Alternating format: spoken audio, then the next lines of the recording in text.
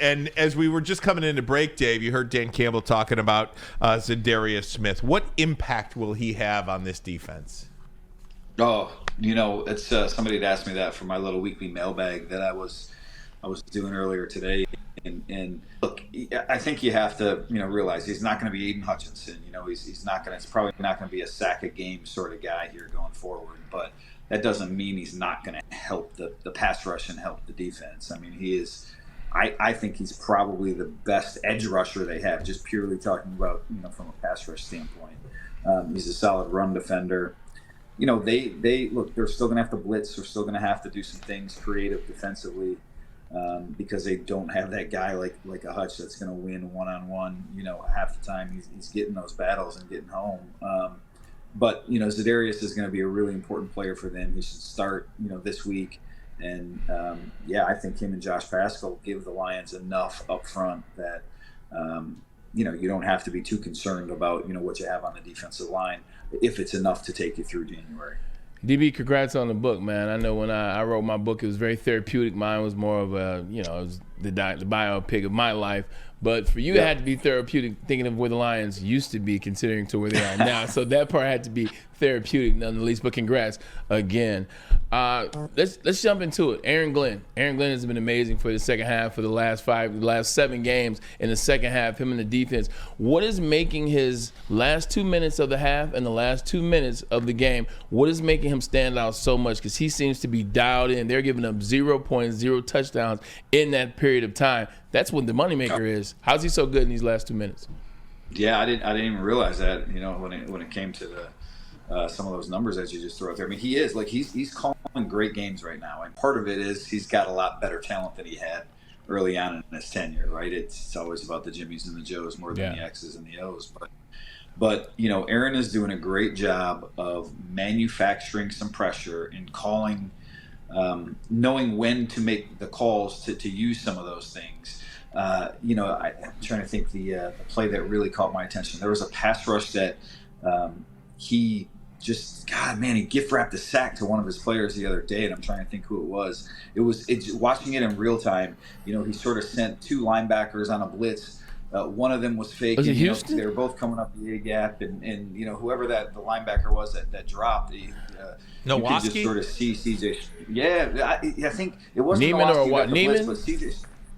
Yeah, it was so Jack Campbell and Anzalone were the 2 that were blitzing, and Jack Campbell dropped. He sort of faked the blitz and then he dropped back, and you could sort of see CJ Stroud look like he was going to throw right to where Jack Campbell was dropping to, and Glenn had like an odd man rush coming from one side of the field that just got home, and I don't remember who got the sack, but it was one of those things that I remember watching that in time and just being like, that was a great call, and it wasn't something that he is, he's not dialing up these linebacker blitzes every single time.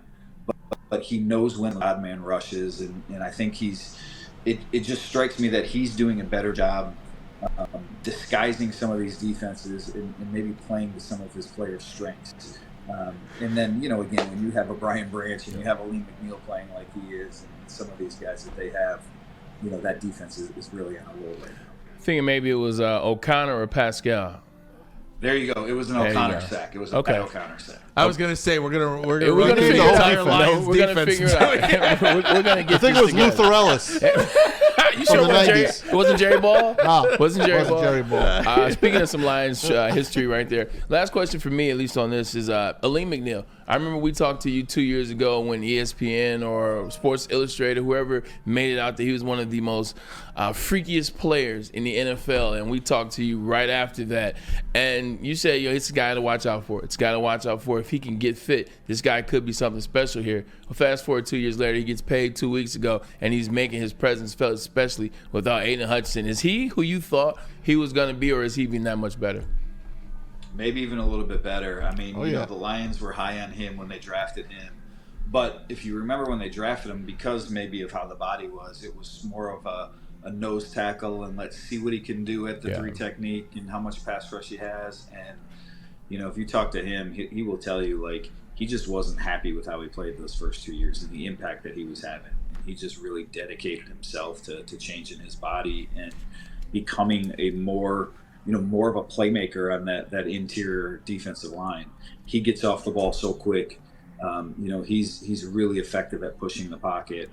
I think he's exceeded expectations, even the Lions' own expectations of what he could be, and really a lot of that is a tribute to him and the work that he's put in to get there. So, yeah, he doesn't have huge sack numbers, and you look at what Dexter Lawrence is doing in New York, and some of these other interior linemen, but Aleem McNeil is an incredibly effective player, and you pair him with Zadarius Smith, and your pass rush doesn't all have to come from those defensive end spots.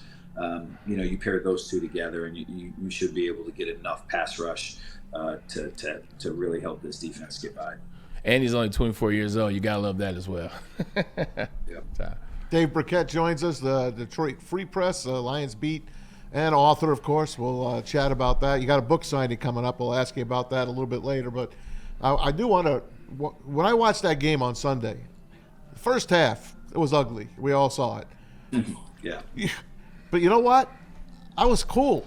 I was sitting there at home, and I was like, I don't think they're out of this. I truly mean that. I just want to know, did you feel the same way, that they could get in this game and possibly win it? Well, I'll tell you this. My son texted me in the first quarter, second quarter. I don't know exactly when it was. My They were daughter, down too. 10-0 at the time. He's 10 years old, and he's watching. He's like, oh man, they're getting trucked. The line, they don't look very good. And I said, hey man, it's early in the game. Like, let's give them some time. Let's see what happens. And I don't know that I thought they were coming back. But especially maybe after Jared Goff threw his first pick of the hey, the momentum starts coming. The Lions get a turnover, and then they get it right back. But without a doubt, this team they seem capable of winning in any situation, no matter where they are, who they're playing, what the weather is, what the conditions are like, how much time is on the clock. There just is the resiliency that this team has, the ability to win games with whatever unit they have. It's unmatched, at least in the history of the team that I've covered. And I don't think there have been many teams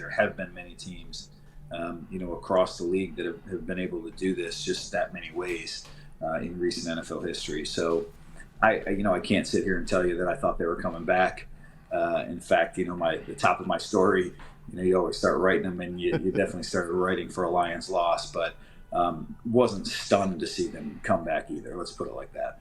It was such a fun game, at least in the second half, man. But I'll tell you what, to watch that Lion defense, especially Brian Branch, Kirby Joseph, Carlton Davis, I mean, the way they have reworked this secondary, Brian Branch to me is as good as anyone in the entire NFL. What are your thoughts on that trio?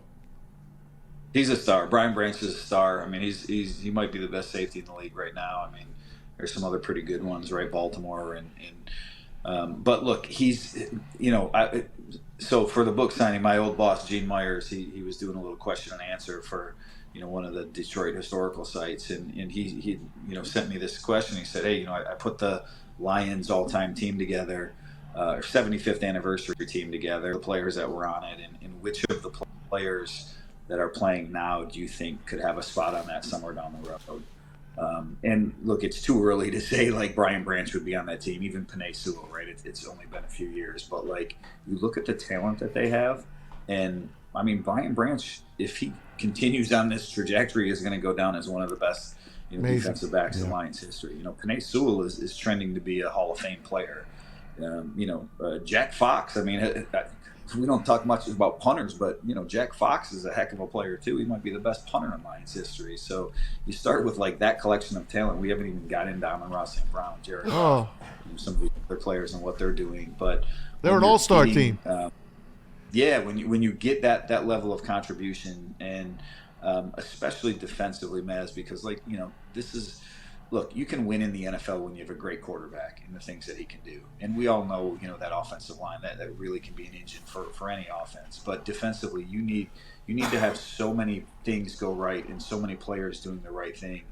And for the Lions, they really have sprinkled that side of the ball with a lot of talent. Kirby Joseph in the picks, Brian Branch, the way he plays defense, Aleem McNeil up front.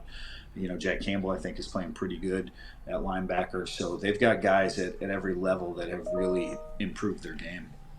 Hey, Dave, this is KG in the sound booth. Much respect for the work that you do. And I kind of have a two-part question because, of course, we got to talk about Jared Goff. 5 interceptions in that game. They still managed to come back and win, but, it was pretty ugly, even aside from the interceptions. Just didn't have his best stuff out there. But when they asked him in the post game, he said that he played a pretty good game. That just, he did everything that was asked of him. So I wanted to ask you, does this game necessarily affect Jared Goff's MVP chances? Would you take him out the MVP right now? And my second question is a question that's been posed in our chat pretty much all day. Do you think that maybe teams have maybe figured out the Lions' offense? I don't think that at all. No, I think that's a little blip. You look, the Lions' offensive line, they haven't been great in pass protection the last couple of weeks. And I think that was a case of what happened the other day. And it wasn't just Taylor Decker being out, the Texans got after him a little bit. We saw a rare, Penei Sewell sack allowed when he sort of got knocked back by Danico Autry. The Lions need to protect Jared Goff a little bit better because as great as Jared has played, he's still, when you get pressure in his face, when he's getting hit, some of those panic moment happens, and that's why, he has struggled at times throughout his time with the Lions. But I don't think this is a case of defenses knowing exactly how to beat this team or Jared Goff regression or anything like that. I think this was a one-off. I think Jared Goff is still in the MVP conversation. He's still having a really good year.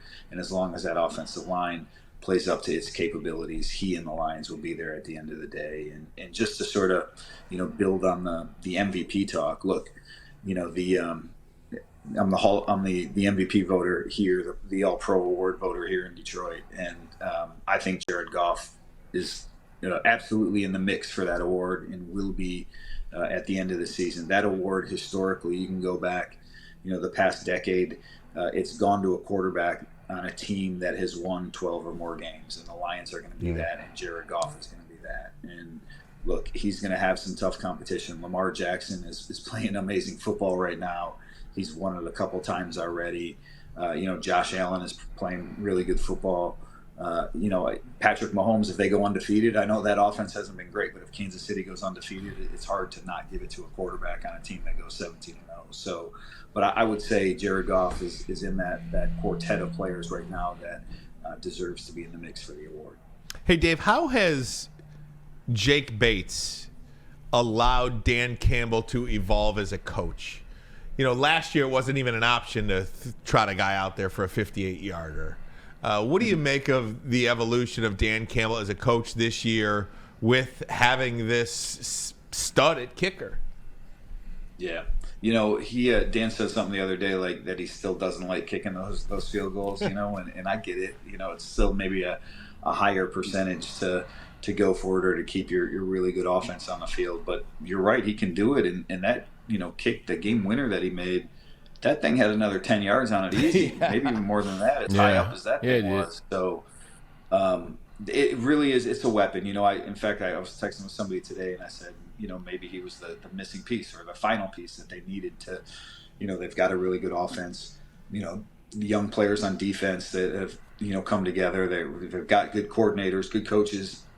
They just, there was a little bit of uncertainty about the kicking situation, and I think that's gone. And I think, Ryan, to your point about where Dan has come as a coach, the one thing that he's done, not even like the in-game decision-making, but I think the one thing that he has done in conjunction with Dave Phipp that have really helped Jake Bates thrive is, they've been very choosy about what situations they put him in early in the year. Like, you go back to training camp and, he wasn't accurate all the time. He was struggling with makes and misses. And so I think they've done a good job of building his confidence and instilling in him the confidence they have by putting him in very makeable field goal situations early on, letting him sort of get that history of makes and games. And now you see it where, like, this young guy that was still figuring out his leg, that's still learning how to trust it in a game as big as it is, now he's making huge kicks, and he hasn't missed the field goal yet this year. He loves Ford Field, man. He made it all for the Panthers and played in front of nobody, and now he's playing in front of 70,000 every week, and people are in love with him. Dave, I'm making you one of us now. You are now. Hey, real quick, Matt. Yeah, before go ahead, you go bud. on, I think he had 4 options coming out, to sign this spring. And Green Bay was one, if I'm not mistaken. Washington might have been another. Yeah. He picked the Lions in part because of that, indoor kicking and obviously the chance to be a part of a good team. But no doubt, there's definitely something about kicking indoors that helps. I was sweating at it. He wouldn't go to Green Bay. I mean, I remember that. But I'm going to make you one of us now, Dave. You are now a co-host on Woodward Sports. They're 8-1. Okay, we just went over their schedule. We all had them at 13 wins, 14 wins. Brian's got him at 16 wins right now. How many wins will the Detroit Lions have at the end of this regular season? Can they run the table? Yes. Will they run the 12 table? To start the year. Right. Yeah, I had him at 12. You're changing that. Yeah, you're changing that. Yeah, I'm going to up that, and I can't wait to get paid by Woodward Sports, so that's cool. That's it, buddy. Us too. Get that check, Dave. Get that check. Yeah, make sure you tell the bosses. I will. But look, I think can they go 16-1? Of course they can. I don't think they will. They've won 7 straight right now, and that's an incredibly tough thing to do. You're talking about winning 15 straight games, right? Like that's really hard to do in the NFL. Plus the playoffs after that. I think there aren't many opportunities for losses, but Buffalo, San Francisco, those are both pretty tough games. Josh Allen's the best quarterback they're going to face. San Francisco, if they're healthy, late December, they're on the road. That's a tough one.